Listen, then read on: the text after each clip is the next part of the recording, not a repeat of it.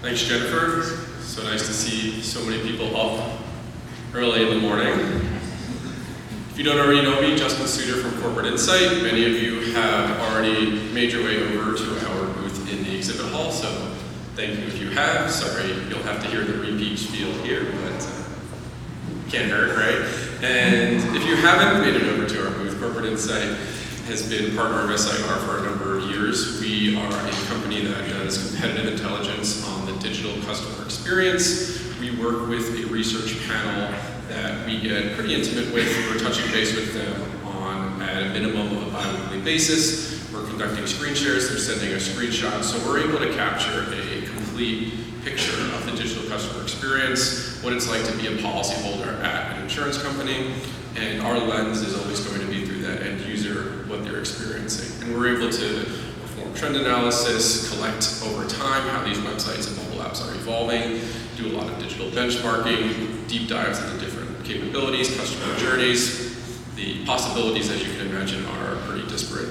And we're in lots of different lines of business. SIR is great for us because we have personal lines, life insurance, and health insurance products, so it really hits all the bases for us. But on top of that, we also have teams that are working in the retirement, credit card, banking, investing space, and we're also able to pull some digital best practices that we see in those spaces into our research that we give to our clients on the insurance side as well.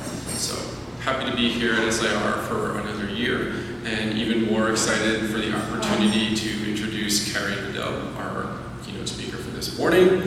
She is the co-founder and CEO of Loop, a car insurance agency that makes it its business to serve the underserved, including people who have no or poor credit. Using data and machine learning in novel ways, Loop is capitalizing on industry-wide mispricing, delivering an affordable and dignified experience to its members. Carrie believes that by using data, we can reveal and correct for institutionalized bias using smart policy making and building big business in the blind spot of legacy financial services institutions. She has been chipping away at this problem for 15 years, founding multiple companies, becoming a vocal advocate for justice and equality, and being a thought leader in the smart cities and open data movements. So please join me in welcoming Carrie to the stage. SIR, Day 2.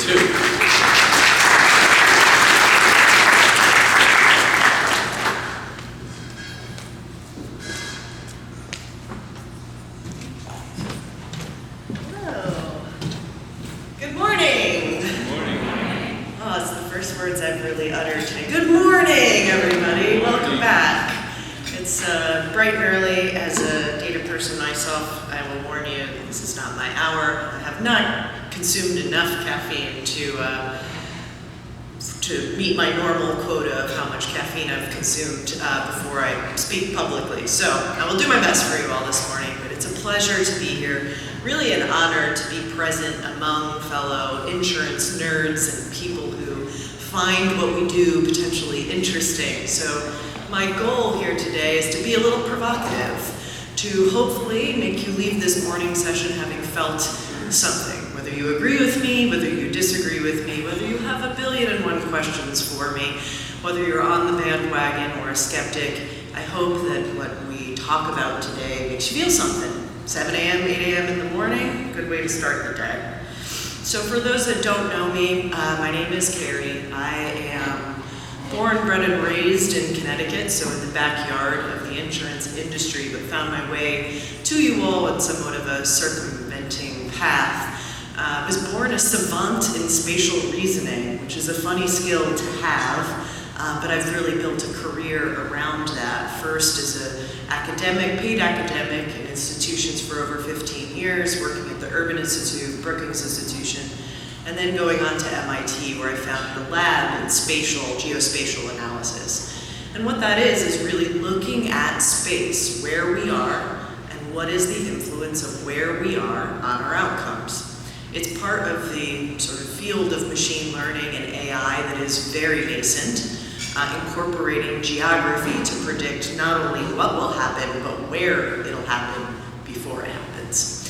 So it's an exciting field to be in, and when I was sort of getting started, sort of on the nascent premier edge of this discipline, what I started to recognize was that there were geospatial sort of correlations with disadvantage that you can trace back in this historical legacy of the 250 years we've been on this continent to some of the racially biased and economically disadvantaged policies that have been in place that have made some spaces more expensive to be in, more dangerous to be in, more costly, and harder to get to things like a hospital or a grocery store or find affordable and reliable childcare.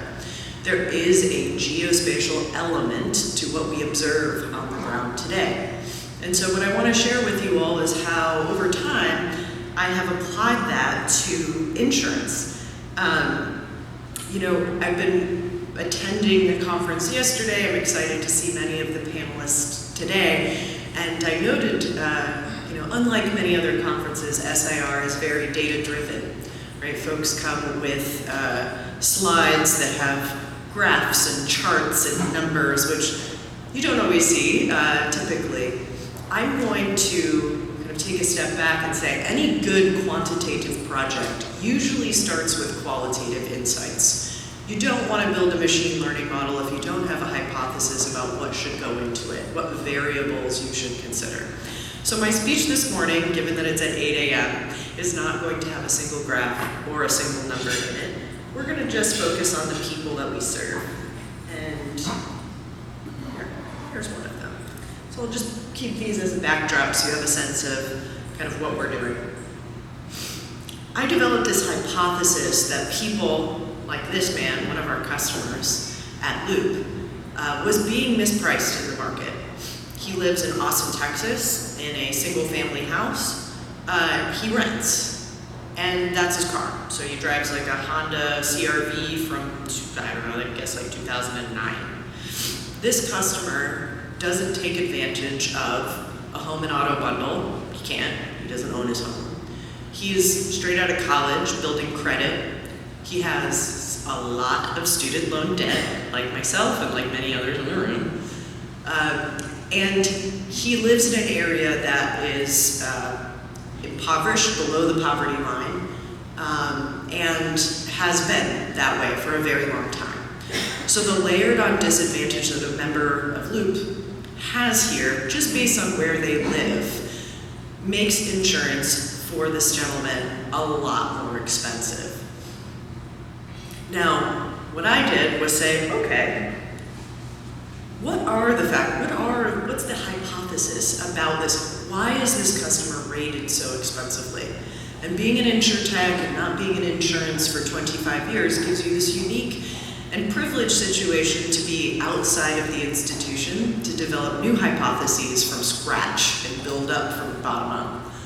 So what I did was take all of the historical car crashes that have happened in this members community, I plotted them on a map, and I built a model to predict where car crashes are going to happen. It turns out his neighborhood is no less risky than a more affluent neighborhood where there are homeowners who have boats in their driveway.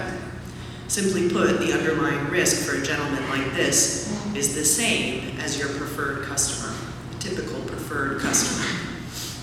So with that information, what we can do is build up a new model that optimizes for this gentleman's experience, that acknowledges that there are 100 million working class Americans for which our